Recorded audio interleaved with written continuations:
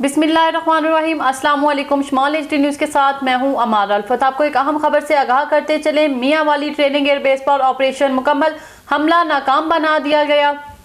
सारे के सारे दहशतगर्द जहन्नम वासिल कर दिए गए। ISPR के मुताबिक सिक्योरिटी फोर्सेज ने बरवक्त कार्रवाई करके हमला नाकाम बना दिया और रात भर ऑपरेशन जारी रखा और 9 दहशतगर्दों को हिलाक कर दिया। पाक फौज के मौसर और बरवक्त कार्रवाई हम दुश्मनों के लिए वाज़ेह पैगाम है। सदर और निगरान वज़ीर-ए-आज़म की तरफ से मियां वाली एयरबस हमले की मजम्मत। वज़ीर दाखिला सरफराज बुगटी ने कहा कि ये मुल्क को अदम इस्तेहकाम का शिकार करने की साजिश है। इंडियन रॉ से जुड़े सोशल मीडिया अकाउंट पर कुछ गड़बड़ होने की खबर दी गई थी, जिससे ये साबित होता है कि इन हमलों में इंडिया मुलव्विस है।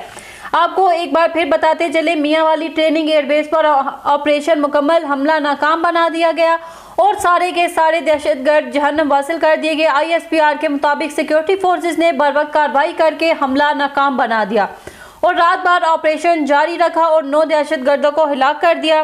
पाक फौज की मौसर बरवक्त कार्रवाई हम दुश्मनों के लिए वाज़ेह पैगाम है। सदर और निगरान वज़ीर-ए-आज़म की तरफ से मियां वाली एयरबेस पर हमले की मजम्मत।